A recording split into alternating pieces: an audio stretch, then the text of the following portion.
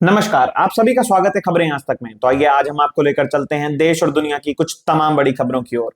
भारत तैयार कर रहा 300 परमाणु हथियारों का बेड़ा।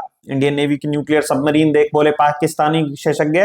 पाकिस्तान में विशेषज्ञों का कहना है कि भारत समुद्र में अपनी ताकत बढ़ाता जा रहा है। परमाणु पनडुब्बी के तैयार होने से भारतीय नौसेना अब हिंद महासागर के पार तक समुद्र में पहुंचने में सक्षम हो गई है। महाराष्ट्र चुनाव में गेम चेंजर बनी लाडली बहन योजना। ताजा सर्वे में एमवीए के लिए भी खुशखबरी। चुनावों के बीच जनता की नब्ज टटोलने की कोशिश की जा रही है। बतौर सीएम लोगों की पहली पसंद बने एकनाथ शिंदे की सरकारी योजनाएं लोकप्रिय हो रही हैं, मगर ज्यादातर लोग सरकार बदलने के मूड में हैं। साथ ही यह भी सामने आया है कि पार्टी तोड़ने से उपजी नाराजगी लोकसभा चुनाव के 6 महीने बाद भी खत्म नहीं हुई है। कांग्रेस ने चुनाव आयोग के जवाब पर जताई आपत्ति, कानूनी कार्रवाई की दी चेतावनी। कांग्रेस ने हरियाणा विधानसभा चुनाव में अनियमितताएं होने का आरोप लगाते हुए निर्वाचन आयोग की सख्त टिप्पणियों पर कड़ी आपत्ति जताई। पार्टी ने कहा कि आयोग ने शिकायतों का स्पष्ट जवाब नहीं दिया और खुद को क्लीन चिट दे दी। अगर आयोग अपनी टिप्पणियों पर कायम रहता है तो कांग्रेस कानूनी सहारा ले सकती है। पहले चरण में 43 सीटों पर एनडीए और इंडिया के बीच सीधी टक्कर, जाने किन के बीच है मुकाबला।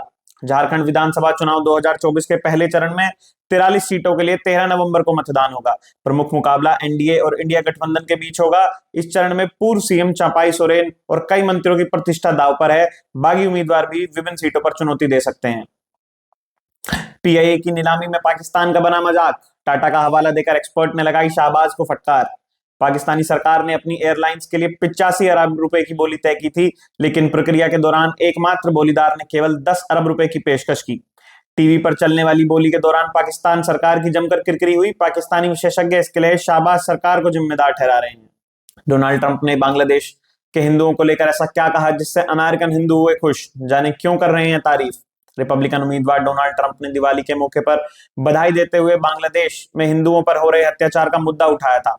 डोनाल्ड ट्रंप ने कहा था कि बांग्लादेश में हिंदू और दूसरे अल्पसंख्यक समूह पर हमले की निंदा करते हुए कहा कि उनके कार्यकाल में ऐसा कभी नहीं होता। अमेरिका ने मिडिल ईस्ट में भेजे महाविनाशक हथियार, ईरान को सीधी चेतावनी। इजराइल और ईरान के बीच संघर्ष बढ़ा हुआ है। इस बीच अमेरिका ने मिडिल ईस्ट में अपनी मौजूदगी बढ़ा दी है। दरअसल अमेरिका ने अतिरिक्त बॉम्बर और एयरक्राफ्ट कैरियर क्षेत्र में तैनाती के लिए भेजे हैं। मिडिल ईस्ट में महाविनाशक B-52 बॉम्बर की तैनाती का आदेश दिया। युजवेंद्र चहल के साथ राजस्थान रॉयल्स ने की आरसीबी वाली हरकत। इंडियन प्रीमियर लीग 2025 के मेगा ऑक्शन से पहले सभी टीमों की रिटेंशन लिस्ट सामने आ गई है। राजस्थान रॉयल्स ने ऑक्शन से पहले अनुभवी लेग स्पिनर युजवेंद्र चहल को रिलीज कर दिया है। ठीक इसी तरह उनकी पूर्व फ्रेंचाइजी रॉयल चैलेंजर्स बैंगलोर ने भी किया था। 5 अनकैप्ड खिलाड़ी जिन पर मेगा ऑक्शन में होगी पैसों की बारिश। आईपीएल 2025 की सभी टीमों की रिटेंशन लिस्ट सामने आ गई है। कई कैप्ड तो कई अनकैप्ड प्लेयर्स को भी रिलीज किया गया है। आज हम आपको बताएंगे उन 5 बड़े अनकैप्ड प्लेयर्स के बारे में जिन पर मेगा ऑक्शन में महंगी बोली लग सकती है। वैभव अरोड़ा, अभिनव मनोहर, नेहल वडेरा, आशुतोष शर्मा और समीर रिजवी, ये वो अनकैप्ड खिलाड़ी हैं जिन पर सभी फ्रेंचाइजियों की नजर बनी रहेगी। नवंबर में भी गर्मी निकाल रही दिल्ली एनसीआर कदम। यूपी में कब देगी ठंड दस्तक, जानिए वेदर अपडेट। नवंबर में भी दिल्ली एनसीआर में गर्मी का प्रकोप जारी है। हालांकि पहाड़ी इलाकों में ठंड ने दस्तक दे दी है। मौसम विभाग के अनुसार पहाड़ों से ठंड का असर मैदानी इलाकों में भी पहुंचेगा।